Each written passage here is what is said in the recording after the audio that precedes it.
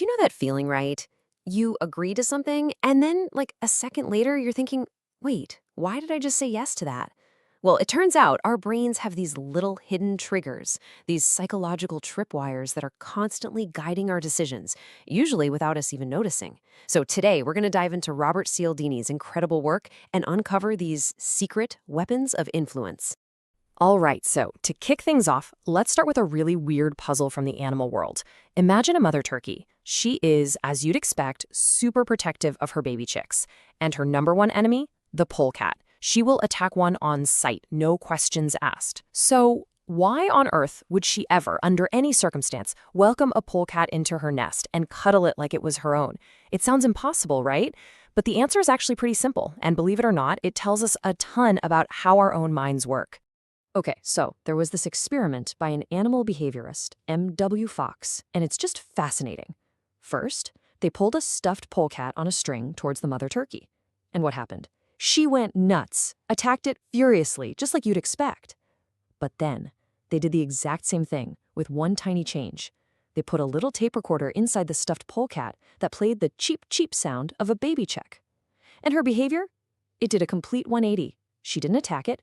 She nurtured it. She pulled it close and gathered it underneath her. That one little sound was the trigger. It was like a switch was flipped. You could almost hear it, right? Click. The cheep cheep sound goes off, and whirr, the mothering program just starts running, completely automatically. And here's where it gets really interesting.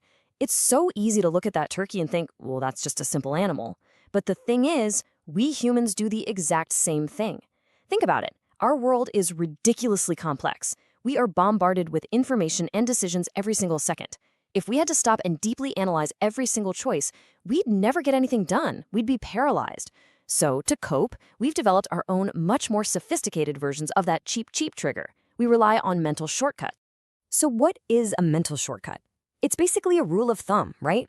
A simple little program our brain uses to make a quick judgment without having to do all the heavy lifting.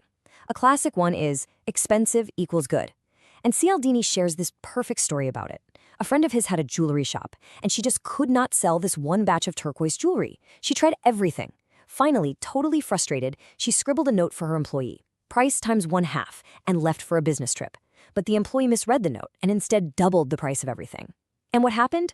The entire lot sold out almost immediately. Why? Because for these wealthy tourists, the high price was the cheap, cheap sound.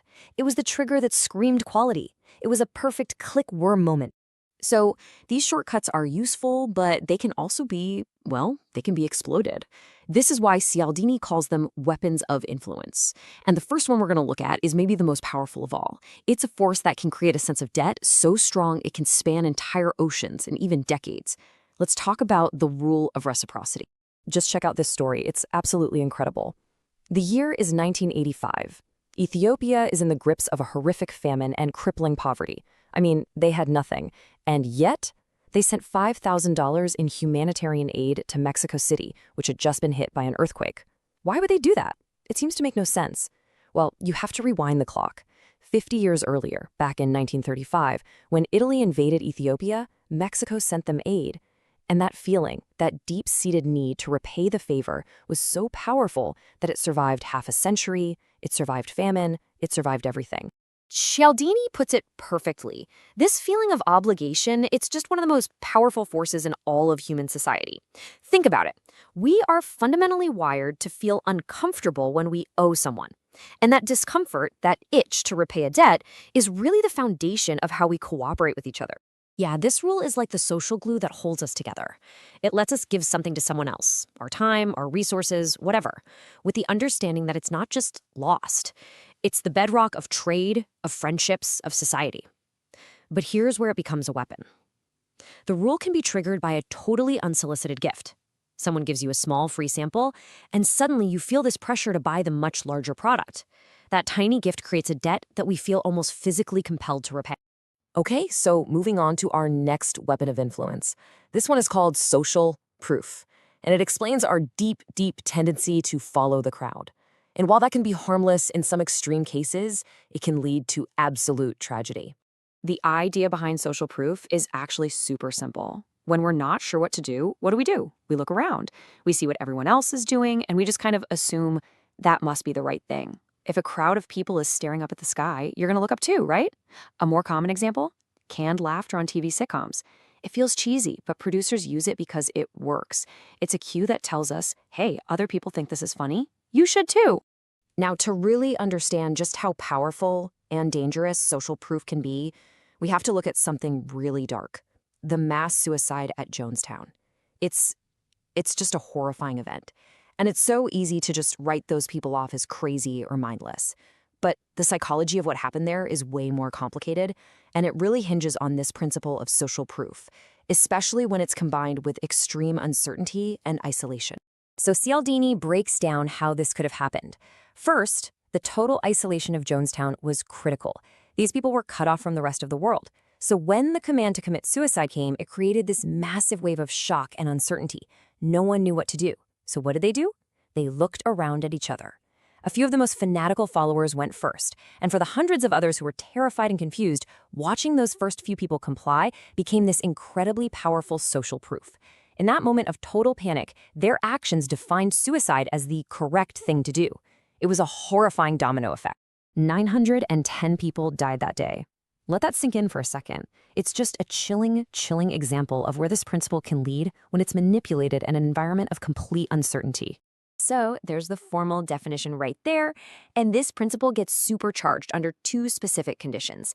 The first is uncertainty, which we just saw in the Jonestown example. The second one is similarity. We are way more influenced by people who we see as being like us. This is why testimonials and ads feature ordinary people and not just celebrities. They want you to see someone just like you using the product because that social proof is so much more powerful. Okay, so we've looked at reciprocation, we've looked at social proof, and you can see how fundamental these are to how we think. But just knowing that they exist isn't just, a cool piece of trivia. It's actually a crucial form of self-defense. So we've gone deep on reciprocity, that need to repay a debt, and social proof, following the crowd. But they're just two of the big six that Cialdini identified. You've also got scarcity, that limited time offer or only two left in stock feeling that makes you want something more. And then there's liking, authority, and consistency. Every single one of them is a mental shortcut that our brain is using all the time, every day. But here's a really important point to remember. These shortcuts, they aren't flaws in our thinking. They're not bugs in our mental software. They're features. Honestly, they are absolutely necessary. They help us navigate an insanely complicated world without our brains just short-circuiting. Most of the time, they serve us really well. The danger isn't the shortcut itself. The danger is when someone else understands that shortcut better than we do and uses it to get a yes out of us when we really should be saying no. So what's the big takeaway here? It's pretty simple. Awareness is your best defense. It's like having a shield. From now on, when a salesperson hands you a free gift, a little alarm bell might go off in your head, and you'll think, reciprocation. When you feel that sudden urge to buy something because the website says only two left, you can recognize the scarcity principle at play. Just knowing this stuff gives you the power to hit pause on that automatic click or response. It gives you a moment to step back and make a truly conscious choice. Believe me, these triggers haven't disappeared. In fact, I'll bet you're going to start seeing them absolutely everywhere now. In every ad you see, in work negotiations, even just in conversations with friends. They're all around you. So the real question is, now that you can see the strings, what are you going to do?